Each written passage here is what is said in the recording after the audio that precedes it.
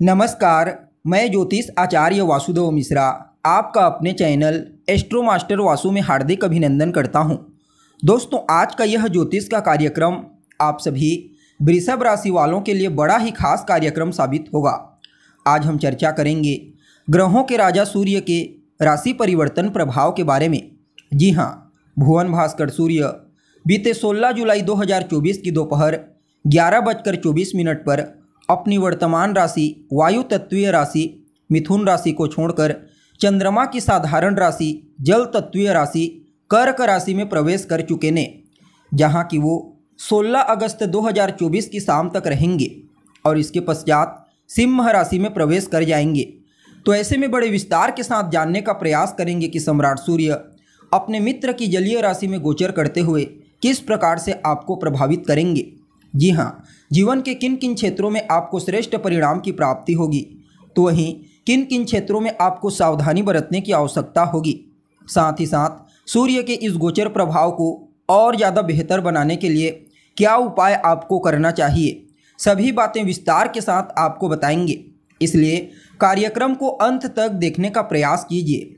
और अगर आप अपनी जन्म कुंडली पर हमसे परामर्श लेना चाहते हैं तो आपको हमारा कॉन्टैक्ट नंबर डिस्क्रिप्शन बॉक्स में और वीडियो के अंदर मिल जाएगा, जहां से आप या तो व्हाट्सएप के माध्यम से या फिर डायरेक्ट फ़ोन कॉल के थ्रू अपॉइंटमेंट लेकर अपनी जन्म कुंडली का बड़ी बारीकी से अध्ययन करवा सकते हैं। जी हाँ, तो दोस्तों, सूर्य कौन है? सूर्य तो मान सम्मान, पद प्रतिष्ठा, सफलता, सरकारी नौकरी, आत्मा और पिता के कारक हैं सूर्य। जब हमें हमारे जीवन में सूर्य का शुभ प्रभाव प्राप्त होता है तब जीवन के प्रत्येक क्षेत्र में उच्च सफलता की प्राप्ति होती है, मान सम्मान, पद प्रतिष्ठा की प्राप्ति होती है।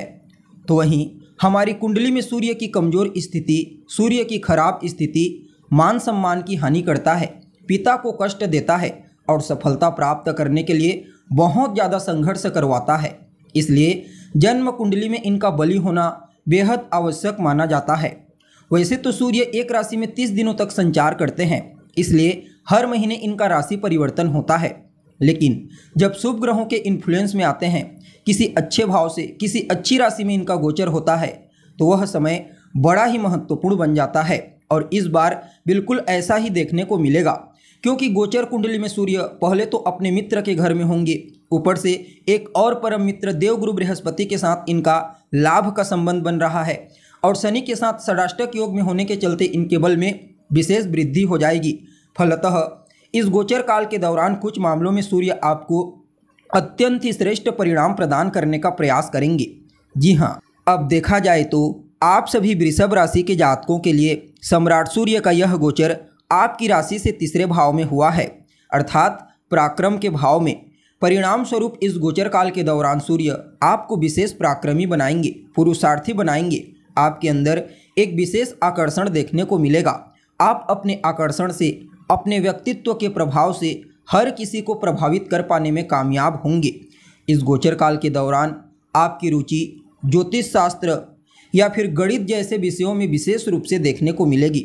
सिर्फ इतना ही नहीं, बल्कि इस गोचर काल के दौरान आप अपने सभी प्रकार के कार्यों को अपनी बुद्धिमत्ता, अपने पराक्रम, अपने पुरुषार्थ से पूरा कर पाने में कामयाब होंगे। अगर आप सरकारी क्षेत्र से जुड़े हुए हैं तो निश्चित तौर पर आपके मान सम्मान, पद प्रतिष्ठा में विशेष वृद्धि होगी। समाज में एक प्रतिष्ठावान और बलशाली व्यक्ति के रूप में आप इस दरमियान जाने जाएंगे। हालांकि सूर्य एक अग्नि तत्व का ग्रह है और तीसरा भाव रिश्तों में आपके छोटे भाई बहनों का प्रतिनिधित्व करता भाव है, इसलिए छोटे भाई बहनों के साथ मतभेद, तालमेल में कमी देखने को मिलेगी। इसलिए आपको अपने छोटे भाई बहनों के साथ संबंधों को बेहतर बनाने का प्रयास करना चाहिए। बाकी सूर्य का यह गोचर विद्यार्थियों के लिए अत्यंत ही श्रेष्ठ साबित होगा, चाहे फिर आप किसी भी फील्ड के विद्यार्थी क्यों न हो। खास करके यह समय रिसर्च फील्ड के विद्यार्थियों के लिए, मेडिकल फील्ड के विद्यार्थियों के लिए और लॉ फील्ड के विद्यार्थियों के लिए विशेष प्रॉफिटेबल साबित होगा। या फिर आप स्वयं एक शिक्षक हैं, प्रोफेसर हैं, तो भी आपके लिए इस गोचर को विशेष कह सकता हूँ। इसके अलावा देखा जाए तो जो लोग ऑनलाइन काम करते हैं, मीडिया से जुड़े हुए हैं, टेलीकॉम कंपनी में कार्य करते हैं, मैनेजमेंट के फील्ड से जुड़े हुए हैं या फिर ठेकेदारी का काम करते हैं, उन सभी लोगों के लिए यह गोचर लाभ लेकर के आया है।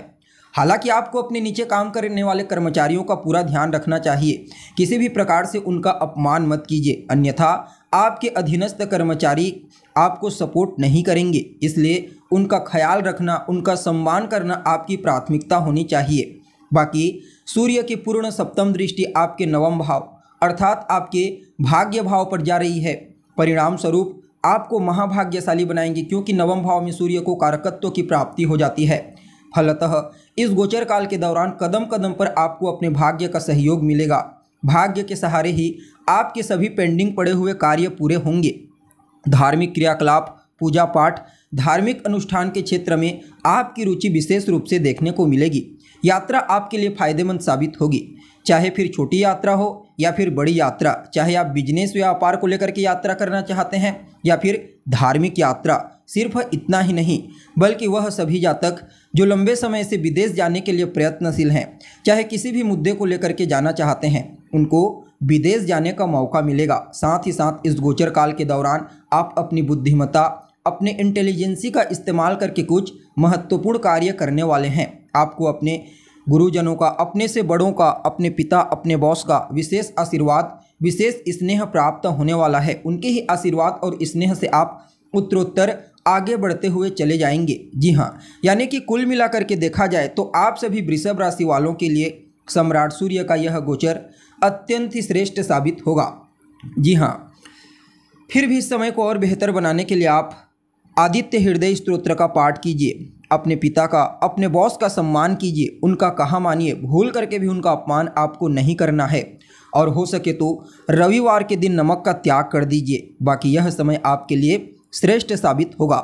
जी हाँ, तो दोस्तों कैसी लगी आपको जानकारी? उम्मीद करते हैं जानकारी आपको पसंद आई होगी। जानकारी अच्छी लगी तो इसे अपने दोस्तों के साथ, अपने रिश्तेदारों के साथ शेयर जरूर करें। अभी के लिए बस इतना ही। पुनः मुलाकात होगी एक नए और ताज़ा एपिसोड में। तब तक के लिए नमस्कार।